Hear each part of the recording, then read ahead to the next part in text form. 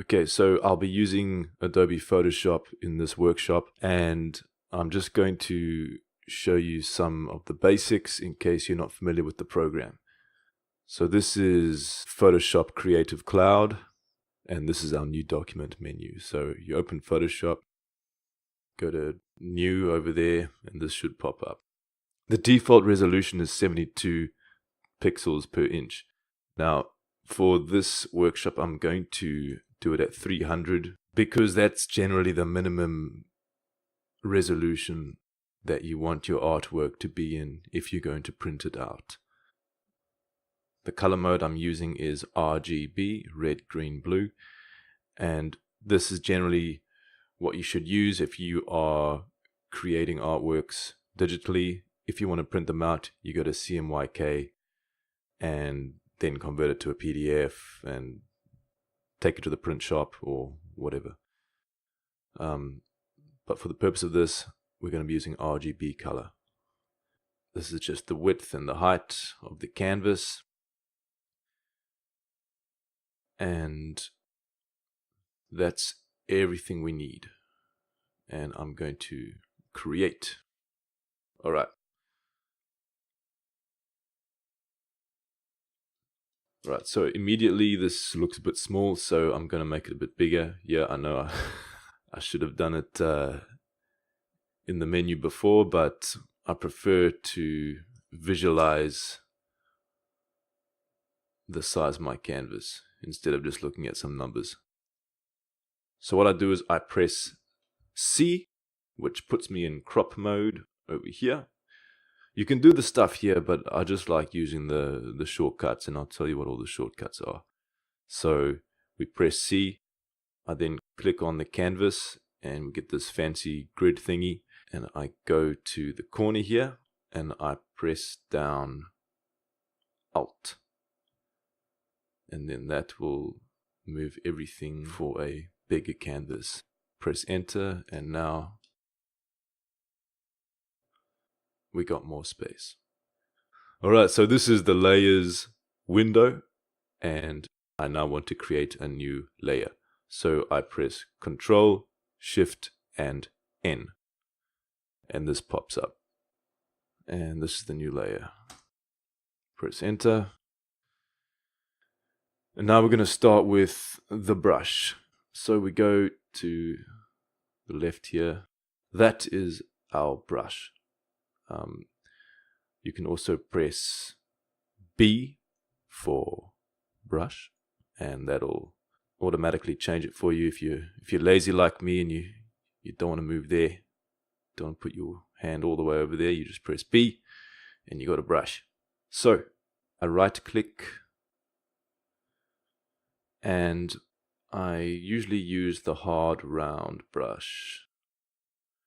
Hardness is at 100%. If you go 0%, it's all nice and fluffy, but you know you don't wanna draw cartoons with a nice fluffy brush. Eh? Look at that.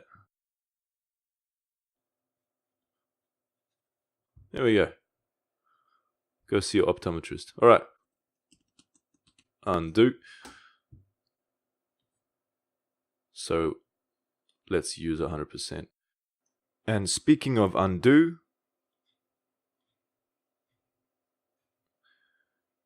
in Photoshop, if you press Ctrl Z, it gets rid of the last brush stroke. But if you press Ctrl Z again, it redoes the brush stroke. So in Photoshop, Ctrl Z is just toggling undo and redo. If you want to go back further, you have to hold down Ctrl and Alt and just keep tapping Z. Or if you're using Apple, it's Command and Alt and Z. And if you want everything to reappear again, you just press Ctrl Z and everything comes back. And for all my American friends who say Z instead of Z, I actually learnt my ABCs in America. But then I went back to South Africa, went to New Zealand, went to Australia, and I've been saying Z for a very, very long time. Unless talking about Dragon Ball Z. If you ever hear me say Z, just replace that with a Z and you're good to go. And if you want to change the size of the brush, you can just use the slider here. So small brush, bigger brush, and so on. So just right click and pick your size. Or you can press the close square bracket on your keyboard like that to make it bigger. Or similarly, you can press the open square bracket to make it go smaller. Like that. Now you'll notice here that this thick line looks a bit like the Very Hungry Caterpillar. It's got lots of lumps going on. So to fix that, we need to go to our brush settings. So Window, Brush Settings. I got taught this many years ago. It's very, very important. In the brush settings, we've got spacing down here. And for the longest time, I have used 10 for spacing. So let's close that. So if we try to draw the Very Hungry Caterpillar again, we can't because the spacing is now much finer and we don't get these lumps. Now on the topic of brush settings, let's just go back here. If you click on Shape Dynamics, just take a look at size jitter. We've got pen pressure here.